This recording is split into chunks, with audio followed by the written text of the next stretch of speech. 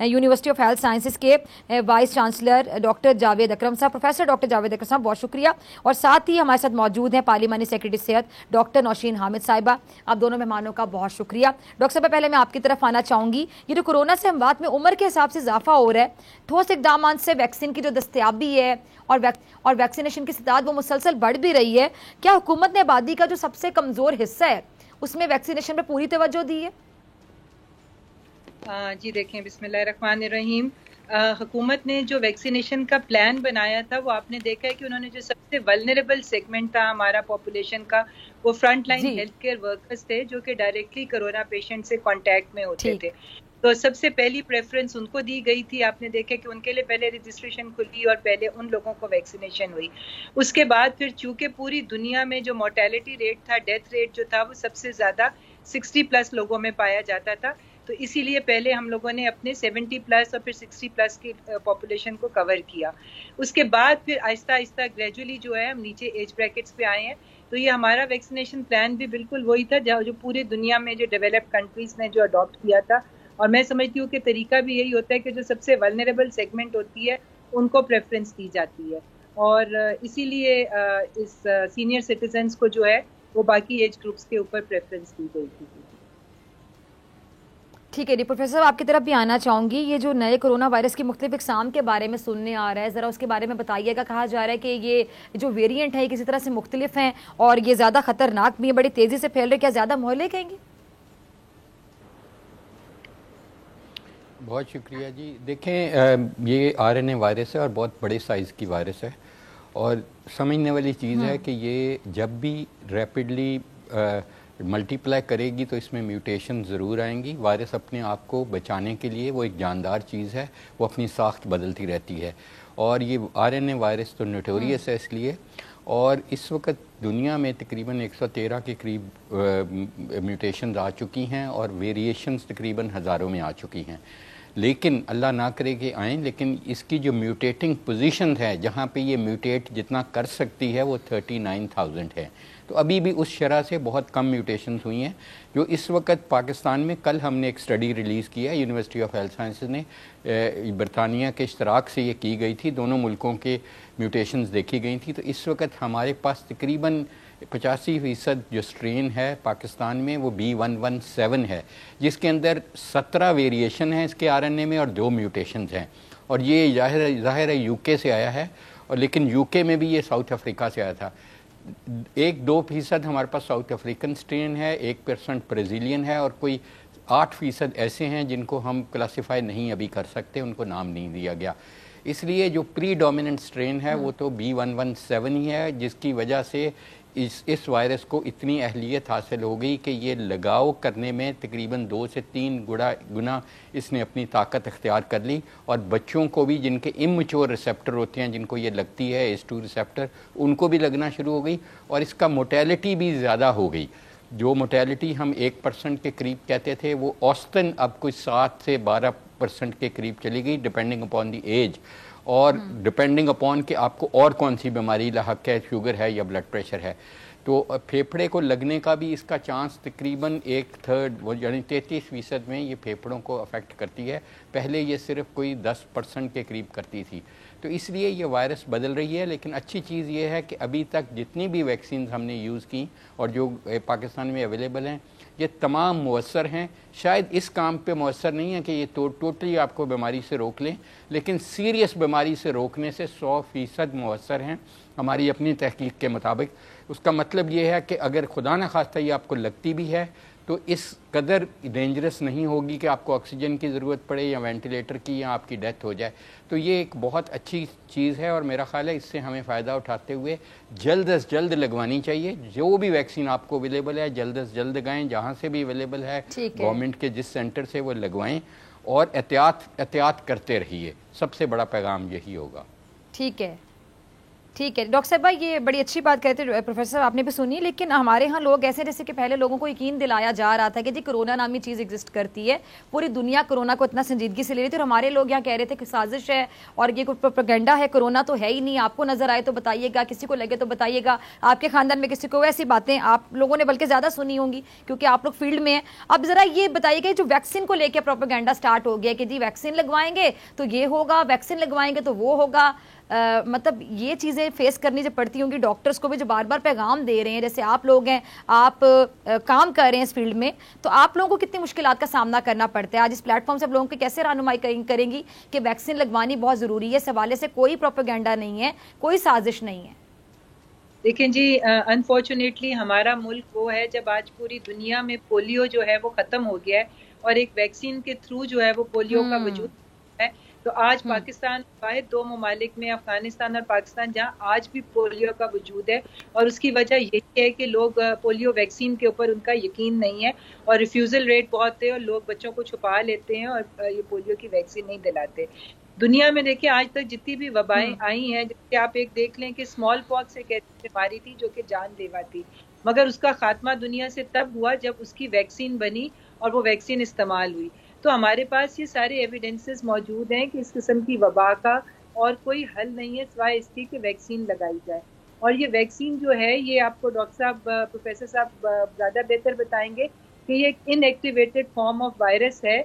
इसमें कोई ऐसी चीज़ नहीं है जो लोग कहते हैं कि जी हमारे कोई रिप्रोडक्टिव फंक्शन पे इफेक्ट होगा, ये कोई हार्मोन नहीं है, कुछ नहीं है। ये सिंपल एक इनएक्टिवेटेड वायरस है जो कि क़ुव्वत मुदाफ़ियत को बढ़ाता है इस वायरस के खिलाफ, मगर वो डिजीज कॉज नहीं करता। तो लोगों को ये समझने की जरूरत है कि ये बिल्कुल एक हार्म है जिसके फायदे हैं, नुकसान इसका कोई भी नहीं है।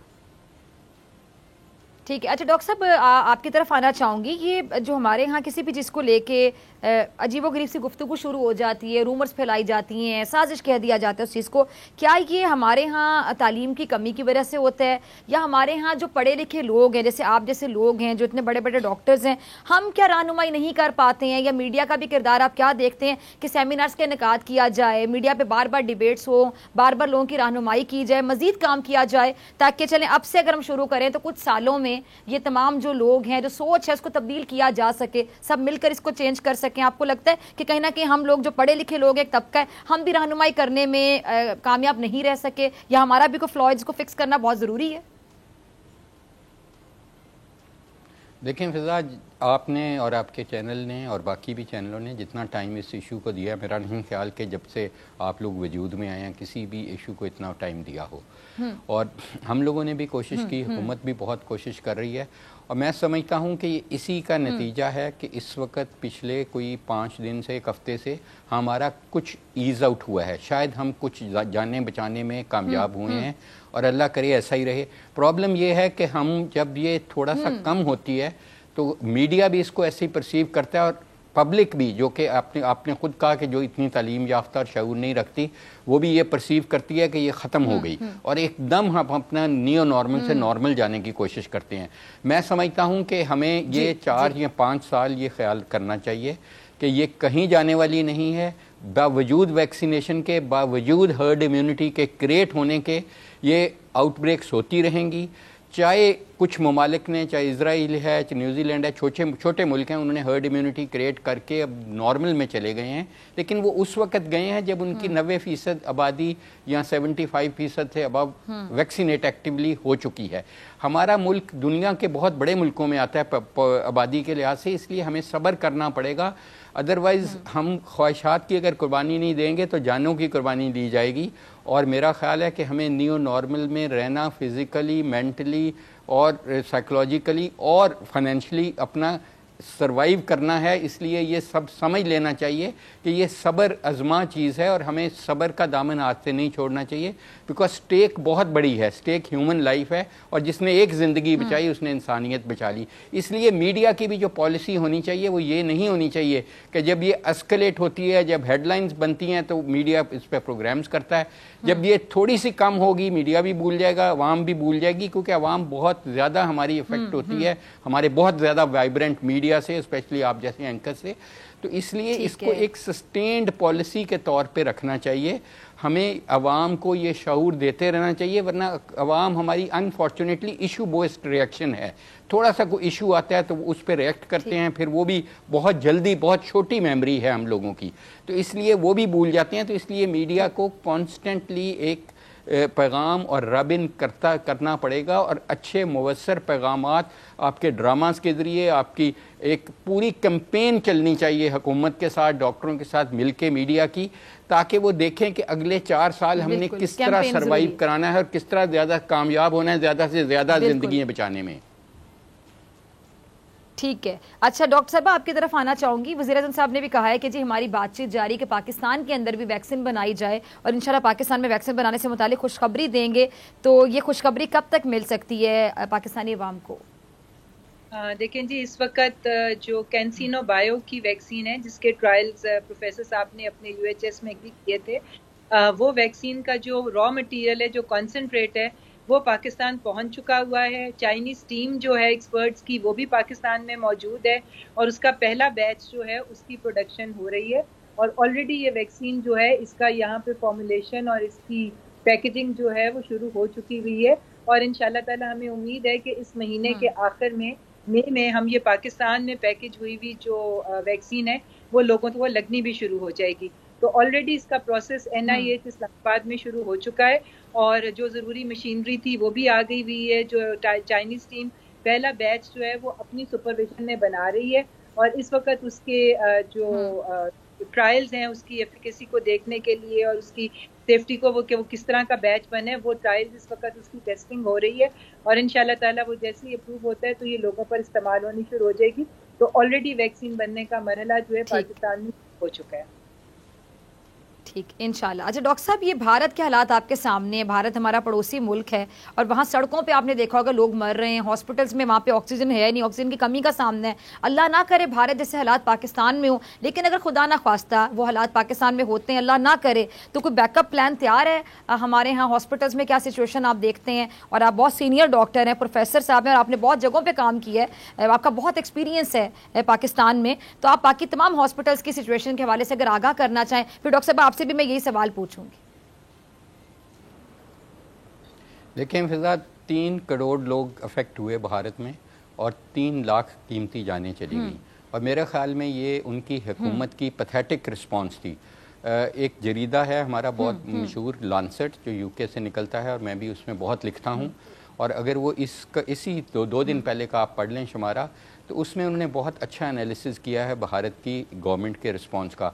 वो उन्होंने बहुत जल्द ये कंक्लूड कर लिया और पब्लिक को कह दिया कि हमने और एक फॉल्स स्टेटमेंट मोदी ने दी कि हमने हर्ड इम्यूनिटी क्रिएट कर दी है हमने, क्योंकि वो एक खुद बनाते हैं वैक्सीन, उनका सिर्फ एक जो सीरम इंस्टीट्यूट है वही 30 लाख डोजेस डेली बनाता है, लेकिन वो एक बहुत बड़ा मुल्क है, और उनका तो हमारे उनका एक जो प्रोविंस है उस जितना हमारा मुल्क है, तो इसलिए उनको तो बहुत केयरफुल होना चाहिए था। फिर उन्होंने खुद जलसे करने शुरू कर दिए 5-5 लाख लोगों के बंगाल में और जहाँ जहाँ इलेक्शन हो रहे थे।